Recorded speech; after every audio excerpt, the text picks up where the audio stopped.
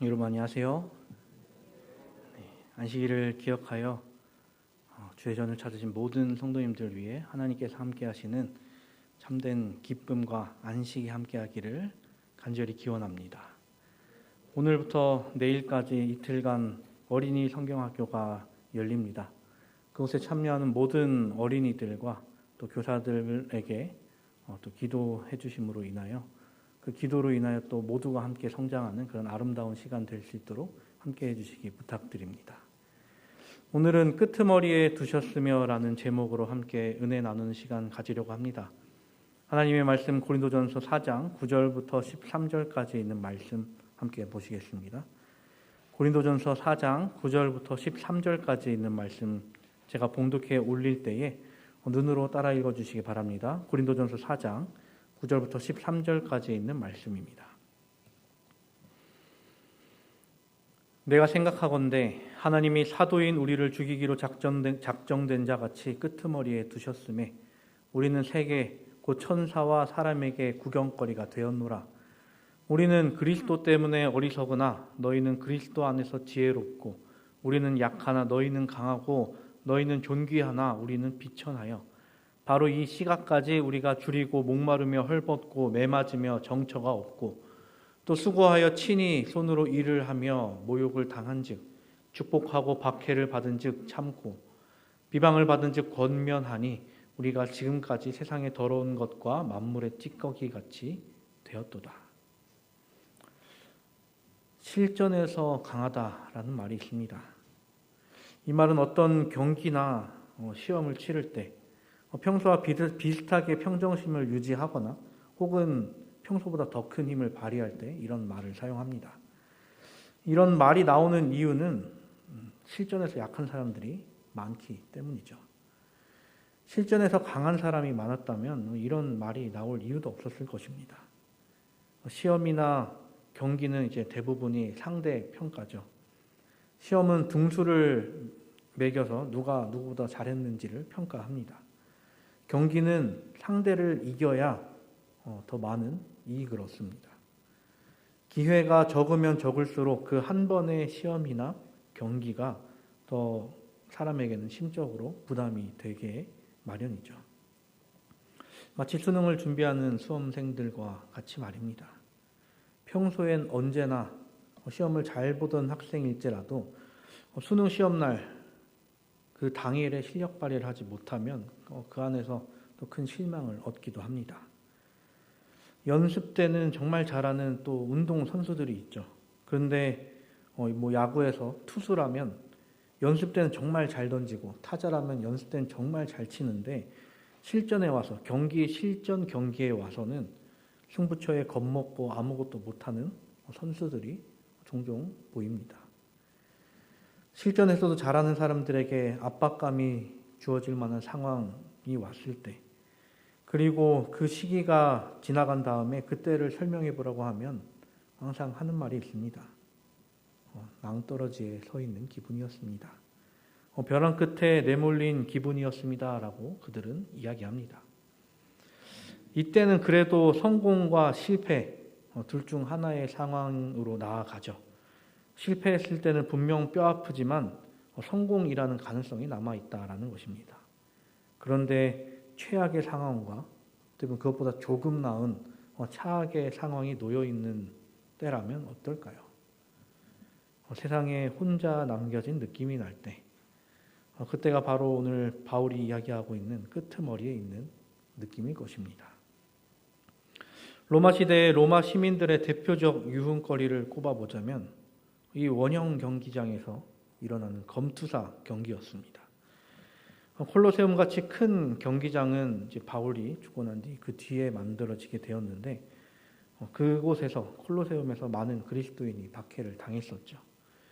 그 외에 작은 원형 경기장에 있었던 여러 경기 중 그 클라이막스를 맞이하는 가장 큰 경기는 이제 끌려 나온 사람들이라고 해야 될지 여러 사람 중 단 한 명만 살아남을 때까지 싸우게 만드는 것이었습니다. 혹은 그 사람마저도 야수를 만나 찢겨 죽는 것이 마지막이기도 했습니다. 그곳에 끌려온 사람들은 도망칠 희망이 없었습니다. 이 비인간적인 경기는 로마 제국 곳곳에서 이루어졌습니다. 그렇게 바울이 꺼내는 이 이야기를 당시 사람들은 아주 쉽게 이해했었다는 것이죠.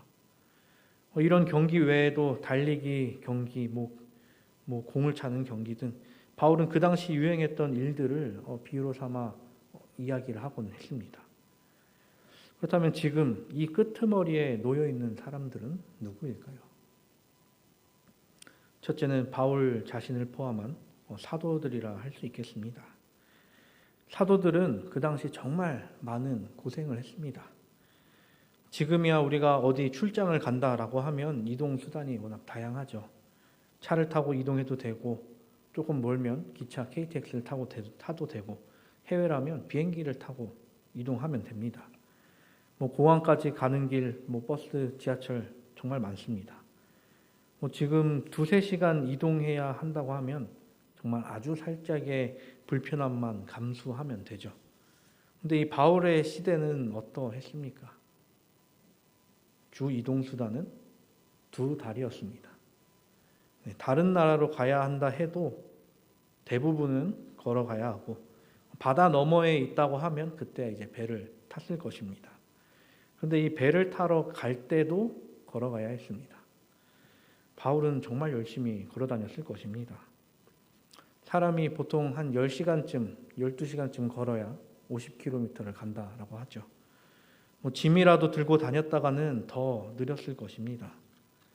근데 이제 도로도 제대로 안 되어 있으면 더 힘들었겠죠. 중간에 자야 될 때, 집이 없으면 노숙을 해야 하는데, 강도의 위험, 들짐승의 위험을 모든 것을 감내하면서 쉬었어야 했다는 것입니다. 배를 타고 이동하는 것 쉬웠을까요? 이조차도 쉽지 않았습니다. 큰 배가 아닐 경우 풍랑에 더 위험하죠. 어쩌면 바울이 길에서 객사한 게 아니라 순교까지 이른 것은 어떻게 보면 인간적으로 봤을 때 엄청난 명주를 가졌다라고 평가할 만합니다. 근데 이 모든 것이 어떻게 보면 하나님의 보호하심이 있었기에 가능했었던 것이죠. 그것을 모른 상태로 이 바울의 삶을 돌아보면 그의 모든 일이 쉽지 않았음을 우리는 알게 됩니다. 그럼 바울 외에 다른 사도들은 어떠했을까요? 선교 활동을 하러 다니다가 배가 난파됐다거나 혹은 길에서 도적대를 만나 죽은 사도가 있었을까요? 예수님의 12제자 중에 스스로 목숨을 끊은 가룟 유다 빼고, 그리고 요한을 빼면 모든 사도들이 순교를 당했습니다. 그 누구도 길 위에서 무가치하게 죽음을 맞이했던 사도는 없었다는 것이죠. 물론 사람은 자기 미래의 일을 알지 못하기 때문에 지금 당장 겪는 일들이 그에게는 큰 문제였을 것입니다.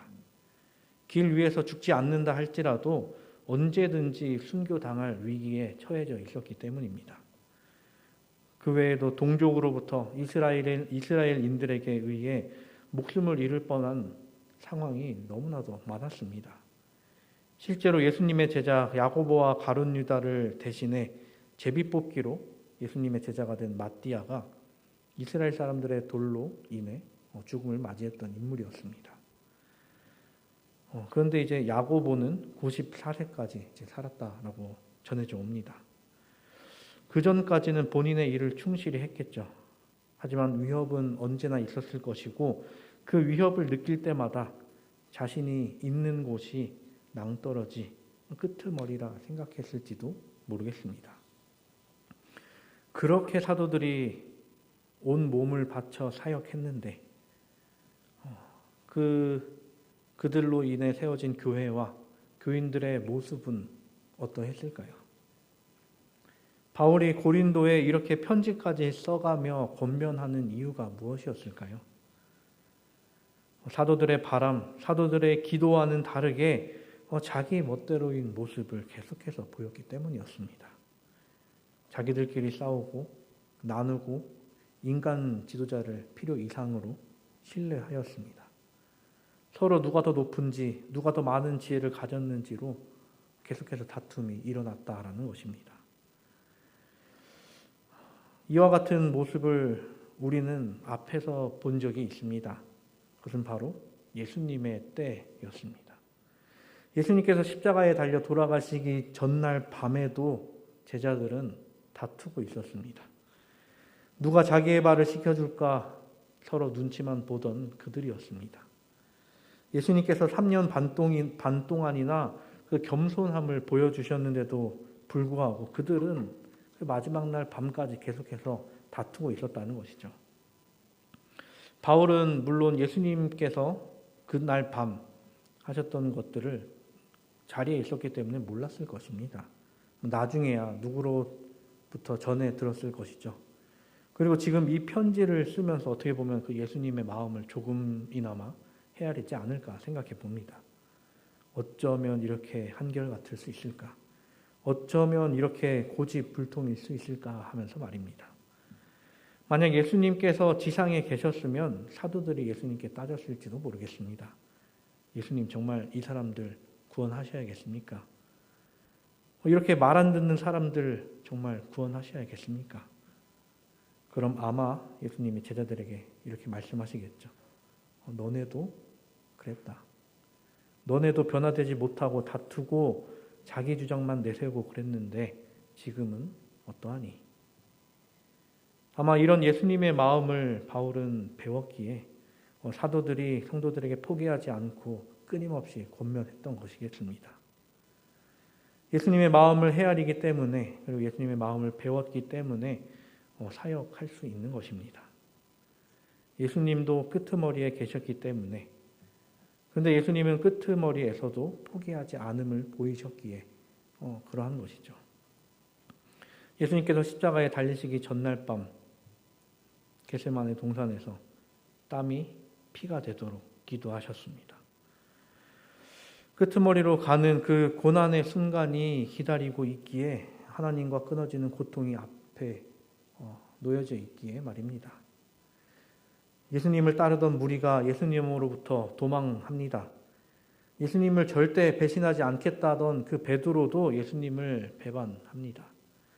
그렇게 예수님 옆에 앉겠다던 사람들 그 누구도 예수님께서 잡혀가시는 그때 예수님께서 십자가에 달리시는 그때 함께 있지 않았습니다. 예수님 옆에 같이 있던 사람은 강도들 뿐이었습니다. 그런데도 예수님은 부활하셔서 제자들을 찾아가시죠. 예수님을 혼자가 되게 만든 제자들을 예수님은 다시 찾아가셔서 되려 그들을 위로하십니다. 왜 그러셨을까요? 그들도 예수님이 겪으신 것처럼 끄트머리에 혼자 남겨지는 그 마음을 받을 것이기 때문이었습니다. 그런 그들에게 예수님께서 하신 말씀은 내 양을 먹이라 였습니다. 우리가 사도의 삶을 살겠다고 결심한다면 아마 이와 같은 일을 겪을 수도 있다라는 것입니다. 사람 한 명 구원해 보리라고 결심하고 지금 당장 밖으로 한번 나가보시기 바랍니다. 내일이면 마석 장날이죠. 장날에 사람들이 몰려있을 때 나가서 한 사람 한번 구원해 보시겠다고 한번 나가보십시오. 나의 이야기를 들어줄 사람이 몇이나 있을까요? 그렇게 많은 사람들이 있을 때라도 아마 혼자 남겨진 느낌을 받을지도 모르겠습니다. 근데 그 정도는 약과일 것입니다. 우리가 만약 우리의 신앙이 자유롭지 못할 때가 온다면 그때는 아마 사도들이 느낀 것과 똑같은 느낌을 받을지도 모르겠습니다. 혹시 우리가 그런 마음이 든다면 그것은 우리가 바른 길로 가고 있다라는 징표이죠. 예수께서 가셨던 그 길을 또 사도들이 갔던 그 길을 우리도 가기에 그런 마음을 받는 것이죠. 그렇게 우리의 사역이 잘못된 것이 아니라 더 힘을 내야 할 때임을 마음속에 새기고 그 길을 온전히 나아가는 우리 모두가 되길 간절히 바랍니다. 우리가 사도의 삶을 사는 것 외에도 실제 삶 속에서 끄트머리에 놓인 느낌이 드는 때가 있습니다. 그럴 때 우리는 누구를 가장 먼저 찾아야 할까요? 모범 답안은 당연하게도 하나님 그리고 예수님을 붙드는 것입니다. 하지만 우리가 이에 대해서 미리미리 생각해 두지 않으면 혹은 훈련되지 않으면 그때 올바른 선택을 하지 못할 가능성도 생긴다는 것이죠. 제가 한 교회에서 단독으로 전도사 생활을 할 때였습니다. 아주 비슷한 시기에 두 분의 구도자를 소개받게 되어 따로따로 이제 성경 공부를 하게 되었습니다. 이제 한 분은 교회에서도 20분에서 30분 가량은 차를 끌고 이제 산속으로 들어가야 만날 수 있는 분이었습니다. 이분은 이제 젊었을 때는 전혀 신앙과 관련 없는 삶을 사시던 분이었습니다. 그리고 서울에서 직장 생활을 잘 하시던 분이었죠. 근데 왜 그런 분이 산골로 그렇게 깊숙이 들어가게 되셨냐면 암에 걸리게 되었고 더 이상 손을 쓸 수 없는 말기까지 갔기 때문이었습니다. 더 이상 손을 쓸 수 없게 되자 요양차 시골에 집을 짓고 이제 아내분과 두 분이서 살고 계셨습니다. 그러다 누구에게 우리 교회의 이야기를 들으셨는지 모르지만 어떤 목사님께 연락이 돼서 저와 연결이 되었던 분이죠. 일주일에 한 번씩 그분의 집에 가서 저는 성경 공부를 같이 했습니다. 그런데 이제 몇 번 공부하지 못했는데 그분의 건강이 급격하게 나빠져서 한동안은 공부를 못할 것 같다라는 연락을 받았습니다. 그 연락을 받은 지 또 얼마 지나지 않아 다시 한번 전화가 오는 것입니다. 이제 그분이 아니라 그분 아내분을 통해 연락이 왔는데 이분이 너무 건강에 안 좋아지셨다. 혹시 교회에서 와서 이분을 위해 기름 부음 예식을 해줄 수 있냐라는 것입니다. 기름 부음 예식에 대해서 저는 전혀 몰랐는데 그것에 대해서 이제 다른 목사님들과 상의하면서 알게 되었습니다. 그 요청에 저는 알겠습니다라고 할 수밖에 없었습니다. 기름 부음 예식. 이제 제가 완수를 받은 사람이 아니었기에 그 저를 소개시켜 주셨던 목사님께 다시 전화를 걸어 이런저런 얘기를 하고 목사님께 와달라고 요청을 했더니 목사님 바로 오시겠다라는 것이었습니다. 목사님을 모시고 다시 그 산골로 들어갔습니다. 그분의 상태는 침대에 누워서 아무 말도 하지 못하는 상태로 계셨습니다. 그런 분께 목사님이 다가가셔서 안수 기도하시고 작은 병에 담아온 올리브유를 그분 머리에 떨어뜨렸습니다. 이 예식을 받으면서 그분이 힘을 쥐어짜서 하셨던 말씀은 낫기를 바랍니다라는 것이었습니다. 조금 더 살고 싶다고, 아직 하고 싶은 것이 남아있다라는 것이었습니다. 그렇게 그분을 위한 예배와 예식을 마친 뒤 이제 저와 목사님은 집으로 돌아갔죠. 그리고 얼마 지나지 않아 그분이 돌아가셨다는 소식을 듣게 되었습니다. 그토록 낳고 싶어 하셨고 더 살고 싶어 하셨지만 그렇지 못하셨다는 것이죠. 근데 또 다른 한 분이 계셨습니다. 그분은 이제 그 교회 집사님 아랫집에 사시던 분이었습니다. 근데 그분은 자기 집이 아니라 누군가가 그냥 들어와서 살아라라고 해서 아주 작은 단칸방에 살고 계셨던 분이었습니다. 이분도 건강이 상당히 안 좋은 상태셨습니다. 그래서 아침 저녁마다 집사님이 들락날락 하시면서 그분의 상태를 확인하곤 하셨죠. 문제는 왜 건강이 나빠졌는가 보니 이제 술 때문이 아니었을까 생각을 해봅니다. 술을 너무나도 좋아해서 돈이 조금이라도 생기면 나가서 술을 사드신다는 것이었습니다. 알코올 중독 그리고 건강이 너무나도 나빠져 있는 상태였습니다. 그런 분에게 병원에 가자고 해도 자기는 돈이 없다. 그냥 이러다가 죽을란다라면서 거부하셨습니다. 본인 뜻이 그러하다라고 하니라면서 생각하면서 그냥 그저 들러서 이런저런 이야기와 교회 이야기와 성경 이야기를 조금씩 하는 게 다였습니다. 그러다가 이제 갑작스럽게 집사님으로부터 전화가 옵니다. 지금 사람이 너무 심각한 상태라고 어떻게 좀 해야 되겠다고. 그래서 그분을 차를 끌고 가서 그분을 들쳐업고 차에 태워서 삼육서울병원으로 갔습니다. 제가 이제 원목실에도 삼육서울병원 원목실에도 1년 있었기 때문에 가면서 목사님들께 이런저런 설명을 하면서 이분 좀 도와달라라고 요청을 했습니다. 그렇게 원목실에서 이제 사회 사업팀을 연결해 줘서 이분이 일단은 치료를 받을 수 있게 되었습니다. 아주 다행스럽게도 몇 주간 병원에 계셨더니 이분이 완전히 살아나신 것입니다. 거의 움직이지도 걷지도 못하시던 분이 병원 상책도 엄청 열심히 하시면서 너무 건강한 상태로 되돌아온 것이었습니다. 그렇게 그분은 퇴원하게 되었는데 이제 사회사업팀의 도움도 있었고 원목실의 도움도 있었고 그 도움이 다 합쳐지자 뭐 입원비, 치료비 다 해서도 뭐 몇만 원이 나오지 않았습니다.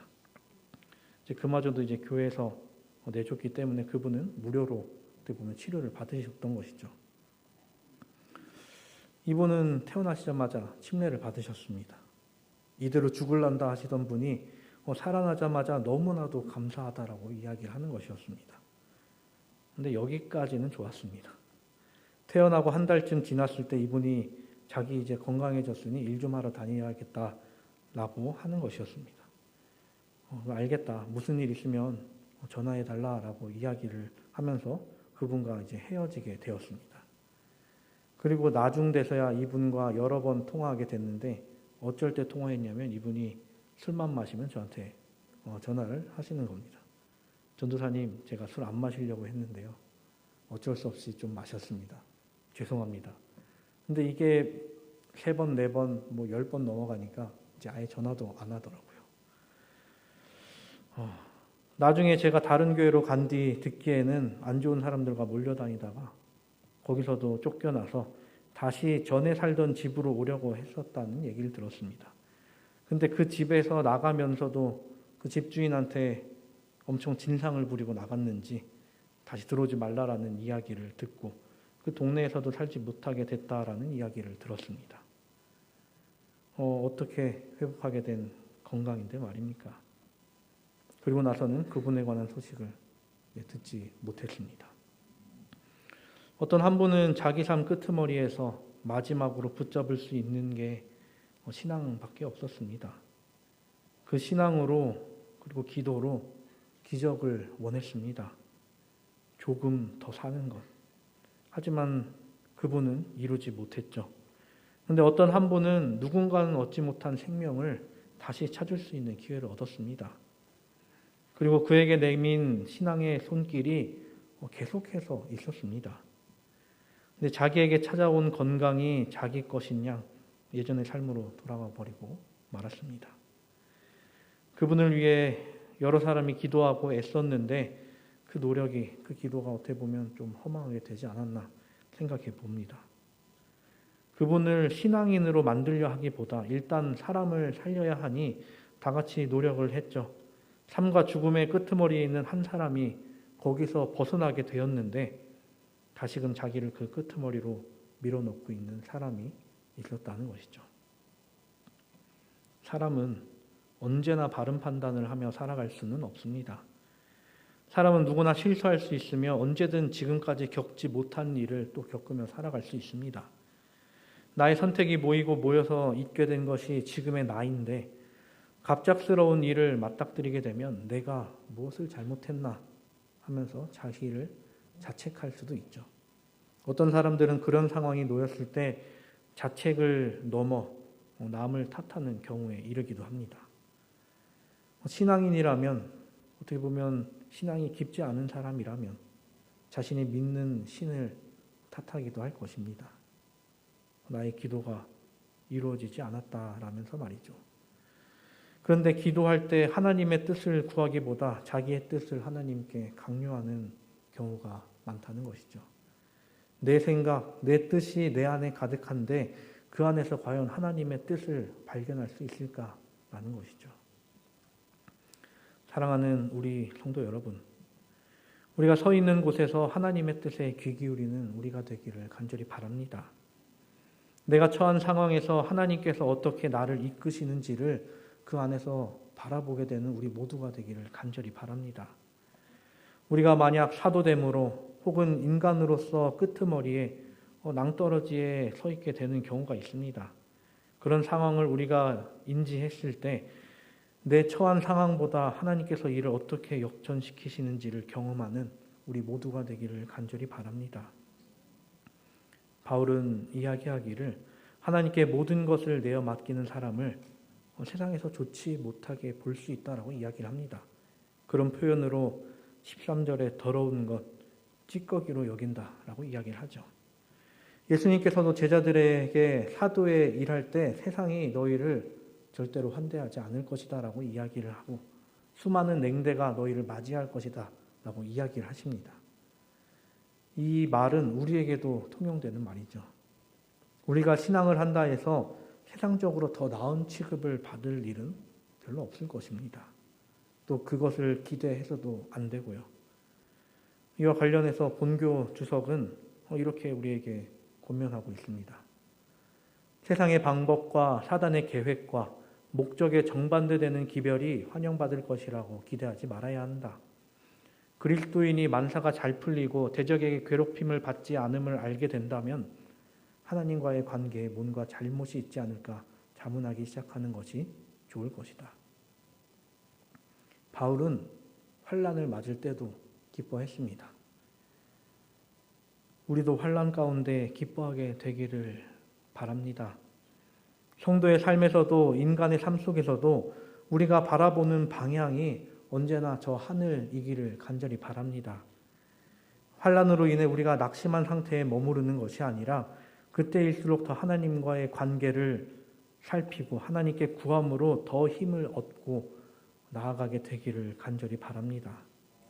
하나님께서 이끄심을 경험하고 결국엔 승리하는 삶을 사는 우리가 되기를 바랍니다.